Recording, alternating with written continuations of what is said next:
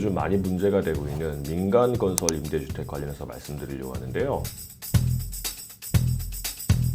경기도 김포시가 풍무동 1원에 있는 민간 임대 아파트 가입 주의보를 내렸다, 뭐 이런 내용도 있는데, 기사 내용은 이래요. 자연 녹지 지역인데 도시계획 조례상으로 자연 녹지 지역에서는 아파트 지을 수가 없는데 민간건설 임대 아파트를 짓겠다고 조합원들을 모집하고 있으니까 이게 문제가 된다, 이런 말이거든요. 김포시에서는요, 도시계획 조례에 따라서 자연 녹지 지역에서는 아파트 지을 수 없다고 기재되어 있습니다. 김포시뿐만 아니라 다른 곳도 마찬가지예요. 국토의 계획 및 이용에 관한 법률 의하면은 국토를 갖다가 용도지역, 용도구역, 용도지구 등등등을 다 나누게 돼 있고, 어디에는 주택을 지을 수 있고, 어디에는 상업지역이고, 어디에는 농업을 해야 되고, 도시를 짓는다고 하더라도 도시가 이제 무분별하게 확장되지 않게 그 주위에 그린벨트도 있고, 뭐 이런 게 있거든요. 근데 그 중에 자연 녹지 지역이 있는데 여기는 자연 그대로 녹지를 보호해야 되는 거예요. 특별한 사회가 없는 아파트 지을 수가 없습니다. 그런데 거기에서 협동조합을 형태로 이제 민간 임대 아파트를 건설하겠다면서 조합원들을 모집하고 있다는 거죠. 그럼 이거 문제가 되는 거거든요.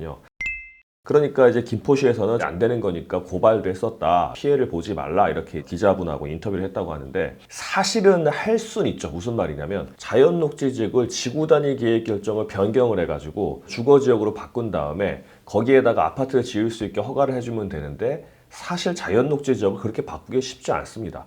더군다나 인허가 관청인 김포시에서 안 해준다고 하잖아요. 그러면 안 되는 거 아닙니까? 그런데 이렇게 이제 모으고 있으니까, 모으는 거는 형사처벌도 될 수 있는 상황이고, 일단 가입을 했다고 한다면 이걸 사기로 계약을 취소하고, 또는 계약이 처음부터 불가능하니까 계약을 무효라고 해서 계약금 또는 납입금을 반환 청구할 수 있을 것 같습니다. 실제 저희가 민간 임대 아파트라든가 뭐 지역주택조 아파트라든가 유사한 사례거든요. 아파트 지을 수도 없는데 짓는다. 아니면 뭐 1종 주거지역이라서 단독주택밖에 안 된다, 2종이라서 7층까지밖에 안 된다, 이렇게 되어 있는데 35층짜리 아파트를 짓겠다고 하고 지역주택조합원을 모집을 해가지고 가입했더니 안 된다, 이래서 탈퇴하는 경우도 꽤 있거든요. 이게 거의 유사한 경우니까 협동조합이 만드는 민간 임대 아파트를 피해를 보시는 분들은 이게 부동산 전문 변호사에게 도움 받으셔가지고 탈퇴 소송하면 돈 받을 수 있으니까 이렇게 하시면 되겠습니다.